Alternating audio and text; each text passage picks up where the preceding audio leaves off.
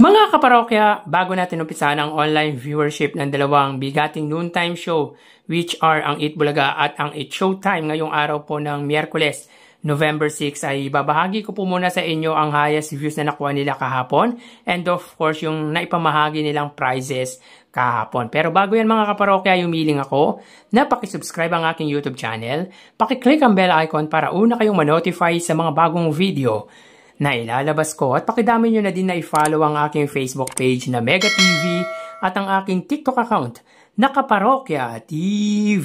Maraming salamat! Mga kaparokya, bakit nga po pala tayo nagbibigay ng highest views araw-araw? Ito po ang dahilan kung bakit nagbibigay po tayo. Dahil po para malaman po ng tao kung gaano ba karami ang nanonood sa main YouTube channel. Again, main YouTube channel lang po ng dalawang noontime show. Ito nga po ang ABS-CBN Eat Showtime at ang Eat Bulaga TVJ YouTube channel. Para malaman po nila since nagko-conduct na rin po tayo ng online viewership araw-araw ay minabuti po natin ibigay ang pinakamataas na nakukuha nilang viewers araw-araw. So punta po tayo sa nakuha nilang highest views kahapon. So sa oras na 1:29 PM or 13:29 sa military time, sa segment na Kalokalike, ang Eat Showtime po ay may 82,000 highest views. Sa Eat Bulaga naman po mga parokya, sa oras na 13:47 or 1:47 PM, sa segment na Gimme 5, sila po ay may 91,000 highest views. So dito mga kaparokya ay muli na namang hindi na-meet ng Eat Showtime ang kanilang target numbers or average numbers of views na 100,000 at ang Eat Bulaga naman po ay na-reach po nila ang target number of views nila na 80,000.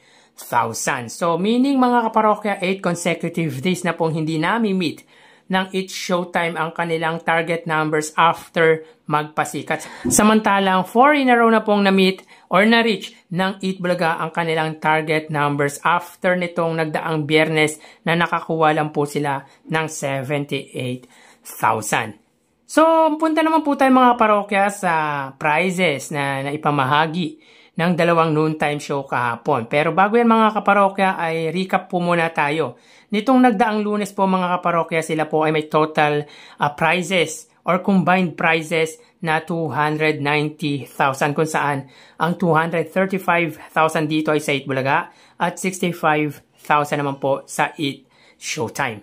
So nitong nagdaang Martes kahapon po yung mga kaparokya, si Eat Showtime po ay may 50,000 pesos at ang Eat Bulaga ay may 190,000 pesos. So meaning sila po ay may combined prizes na 240,000 pesos. Sa 50,000 pesos po mga kaparokya, ang 30,000 ay sa Showing Bulilit segment, 15,000 sa Kalokalike, at 5,000 naman po sa Tawag ng Tanghalan. Ito po yung non-winner. Actually mga parokya, hindi po natin alam kung magkano po ang ibinibigay sa mga non-winner or winner ng Eat Showtime sapagkat hindi po nila dinideclare kung tulad po ng sa Tawag ng Tanghalan. Yung winner po kung magkano po ang panalo or yung papremyo sa nanalo dahil hindi po nila dinideclare.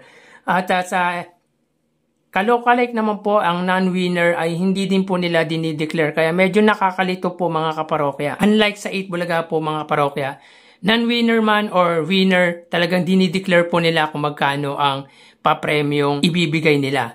So yun nga mga parokya, sa 190,000 pesos na inaibahagi ng Eat Bulaga, ang 30,000 dito ay galing po sa Pera Fee segment. Ang 85,000 naman po ay sa Sugod Bahay Mga Kapatid segment, 55,000 naman po sa Gimme 5, at 20,000 naman po sa Bawal Judge Mental Ka Ba. So, in 2 days episodes, mga parokya, Monday at Tuesday, Lunes at Martes, they have given an amount of 530,000 pesos. So, dito mga parokya, ang 425,000 ay galing po sa Eat Bulaga at ang 115,000 ay sa Eat Showtime. So, malaki po ang agwat ng pagitan ng kanilang papremyo kung saan halos triple po ang lamang ng Eat Bulaga sa Eat Showtime. Ganun pa man mga parokya, small amount man po mo yan or big amount, ay tulong pa rin po yan. Malaking tulong pa rin po sa nakatatanggap or nakatanggap ng papremyo na ibinibigay nila araw-araw.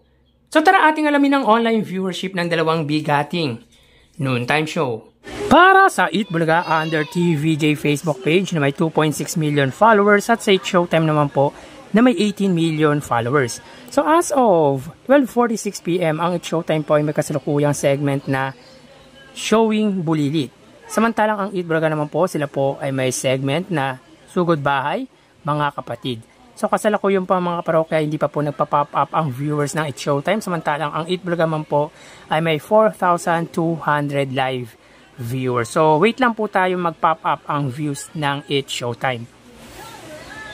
So sa Eat Showtime naman po, meron silang 6,100 live viewers. So again, as of 12:47 PM, ang Eat Showtime po ay may 6,100 live viewers at ang Eat Bulaga naman po ay may 4,200 live viewers. Mapunta naman po tayo sa TV Network YouTube channel ng dalawang noontime show. Para po sa Eat Showtime under GMA Network YouTube channel na may 36.9 million subscribers at sa Eat Bulaga naman po under TV5 Philippines na may kasalukuyang subscribers. So wait lang po mga parokya, hanapin po muna natin. Yan. Na may kasalukuyang subscribers na 209 million. So as of 12:47 PM, ang Eat Showtime po under GMA Network, sila po ay may 14,000 viewers.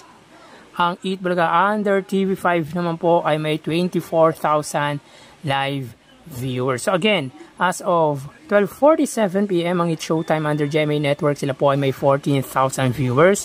At ang Eat Bulaga naman po under TV5 ay may 24,000 live viewers. Mapunta naman po tayo mga parokya sa main YouTube channel ng dalawang noontime show para po sa Eat Showtime under ABS-CBN Eat Showtime na may kasalukuyang 2.43 million subscribers at sa Eat Bulaga naman po na may kasalukuyang 1.15 million subscribers. So as of 12:48 PM, ang Eat Showtime po sila ay may 76,000 live viewers.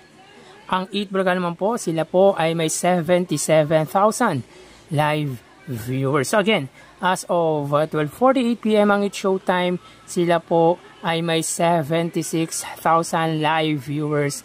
At ang Eat Bulaga naman po, sila po ay may 77,000 live viewers. So bali, ang total na nakuha ng dalawang noontime show ay mga kaparokya, bago natin bigyan total live viewers ng dalawang noontime show, ay umiling ako na pakisubscribe ang aking YouTube channel. Pakiclick ang bell icon para una kayo ma-notify sa mga bagong video na ilalabas ko. At pakidami nyo na din na i-follow ang aking Facebook page na Mega TV at ang aking TikTok account na Kaparokya TV. Maraming salamat!